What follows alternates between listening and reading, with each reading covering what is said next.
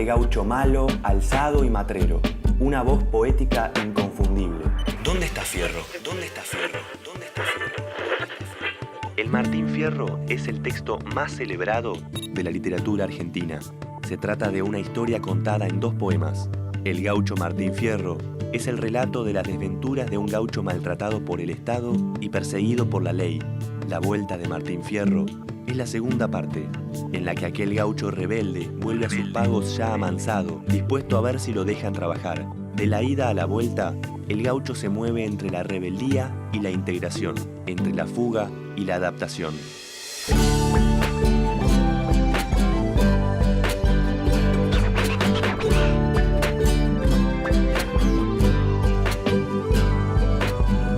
Capítulo de hoy. Me tendrán en su memoria para siempre mis paisanos.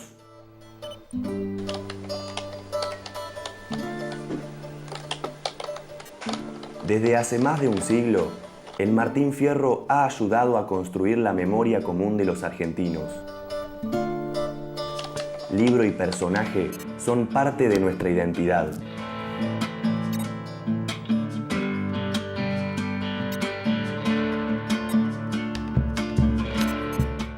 La vigencia del Martín Fierro se puede ver y sentir en muchos lugares y situaciones, pero su origen está en los versos de Hernández.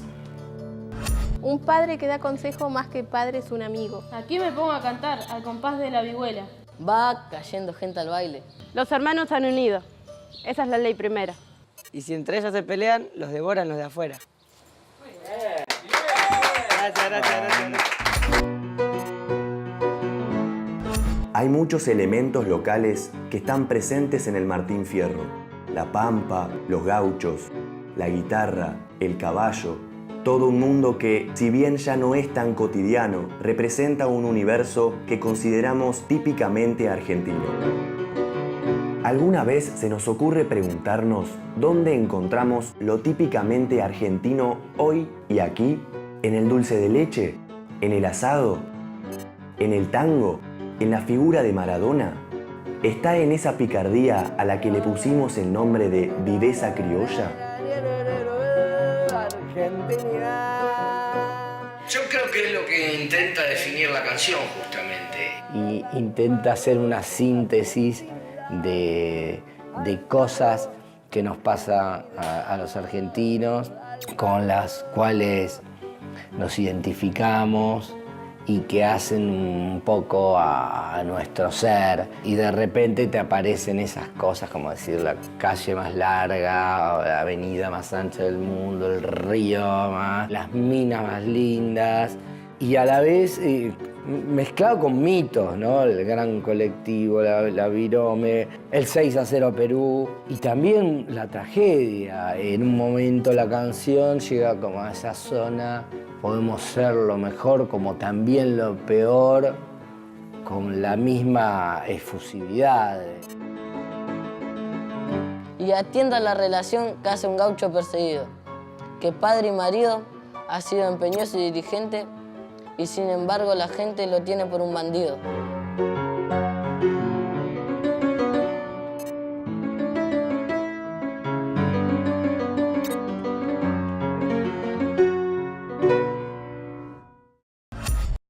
¿Qué tiene de argentino el Martín Fierro? En realidad, a mí me parece que la personalidad de Fierro tiene la particularidad de ser primero compleja y después, además, fuertemente contradictoria. Entonces, Martín Fierro, para decirlo con una palabra de Borges, es el traidor y el héroe al mismo tiempo. Y creo que eso a los argentinos les gusta. Esa conversión, hay una conversión espiritual profunda. Es un tratado sobre la conversión de las personas en otra cosa. Escuchaba otra vez a un amigo que decía que Martín Fierro somos todos nosotros.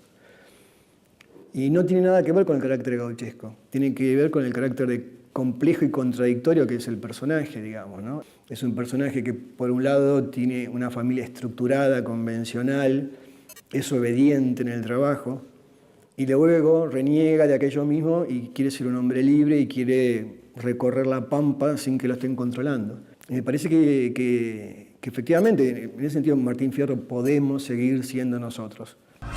¿Cómo comenzó el Martín Fierro a formar parte de nuestra memoria colectiva? ¿Cuándo empezó esta historia? Hacia fines del siglo XIX, en formato de folleto, el Martín Fierro se repartía en las pulperías, lugar de encuentro de los gauchos. Su primer gran público no estaba compuesto de lectores, sino de espectadores. Los gauchos analfabetos se reunían en las pulperías y los que sabían leer narraban en voz alta los versos de José Hernández. Y en lo que explica mi lengua, todos deben tener fe, ansí pues entiéndanme. Con codicias no me mancho, no se ha de llover el rancho en donde este libro esté. Interesante cuestión, porque no en muchos libros aparece la referencia del propio libro. También aparece en el Facundo, en los prólogos, ¿no? Este libro llegará al despacho del tirano, dice Sarmiento, y acá no ha de llover el rancho donde este libro esté. Es decir, es un libro de educación popular, es un libro de horas, es un libro de rezos laicos, es un libro de consejos, es un libro de orientación moral. Ahí dice un poco la verdad de lo que es el libro, ¿no? En un principio Hernández no tenía intención de que, no pensaba que hubiera una segunda parte, pero el libro fue tan exitoso que medio que las circunstancias se lo demandaron. Y en la ida se nota mucho el carácter de queja y de denuncia de Hernández y lo que buscaba hacer. Borges decía que era un panfleto contra el Ministerio de Guerra, en definitiva. Justamente a la vuelta, cuando ya es un senador, Hernández, muchas cosas mucho del tono ese tan violento que tiene en la ida lo pierde porque ya forma de estar en contra del Estado, forma a ser parte del Estado. Entonces se nota mucho el tono muy pedagógico, ¿viste? Como diciéndole al gaucho, portate así, de tal modo. De hecho, la vuelta de Martín Fierro, esa segunda parte, termina con Fierro dándole toda una sarta de consejos bien pensantes a sus hijos, cosa que es impensable en la primera parte. Hay un Martín Fierro que tiene una relación pésima con lo que uno llamaría el aparato estatal, por más endeble que sea, quiero decir el juez de paz, quiero decir la policía, que tiene una relación francamente, digamos, de enemistad. Y luego vamos a encontrar con un hombre que revisa su pasado, y no es que exactamente lo corrija, pero en cierta forma tiene que dar una nueva vuelta de tuerca para encontrar una solución al problema de la nación. Esta vuelta, esta autolectura de Hernández sobre su poema, y qué cosas él tiene que atenuar. Y como, por ejemplo, la llegada de los hijos, la posibilidad de los consejos, es una de las manifestaciones de la conciliación.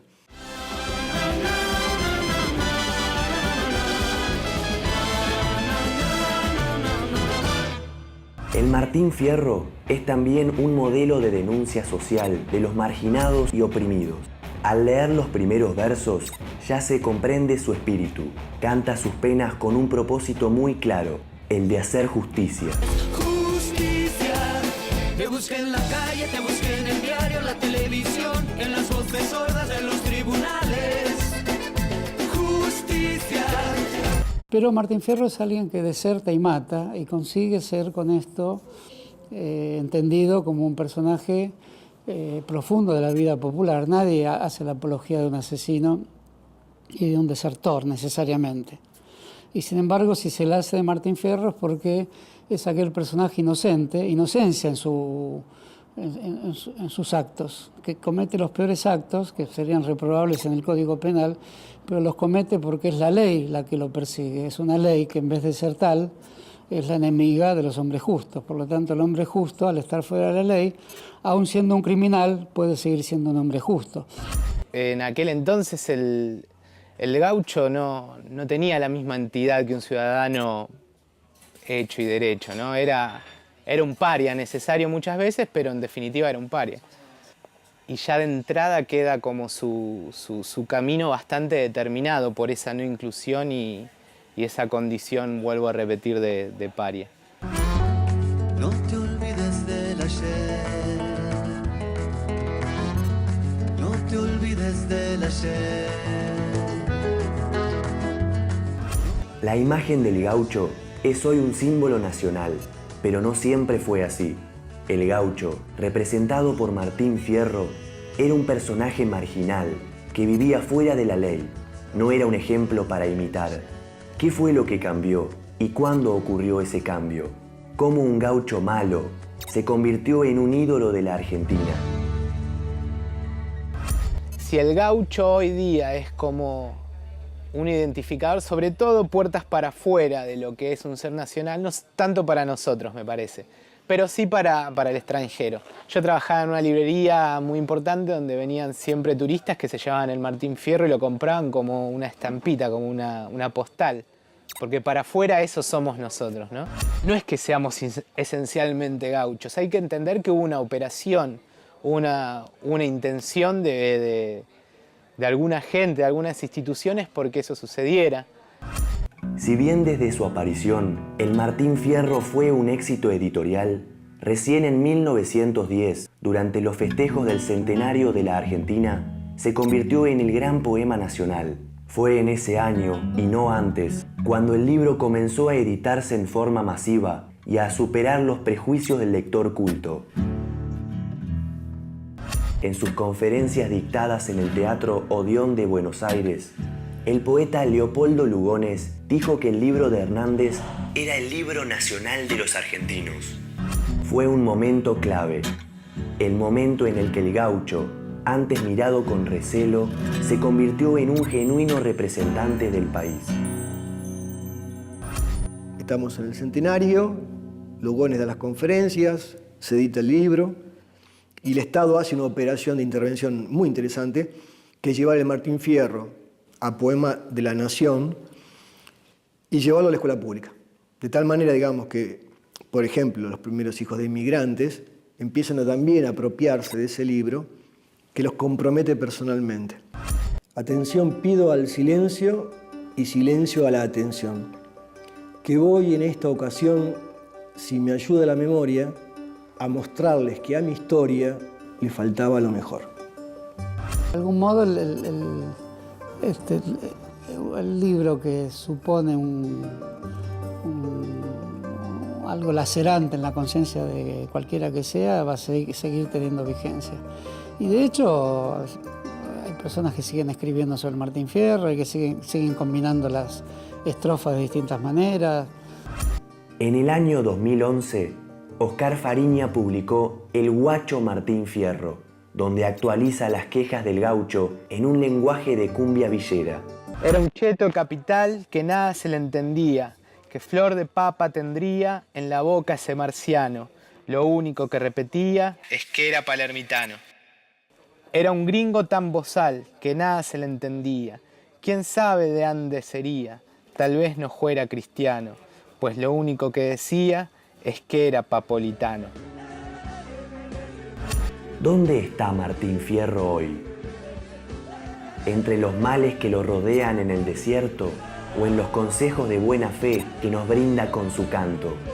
Está en casi todos lados. Es un clásico porque lo volvemos a leer. También porque nos referimos a él sin leerlo. Y si permanece en nuestra memoria colectiva, es porque sus versos y sus ideas todavía siguen dando que hablar al argentino más profundo que hay en nosotros. Estas cosas y otras muchas medité en mis soledades. Sepan que no hay falsedades ni error en estos consejos. Es de boca de un viejo de ande salen las verdades.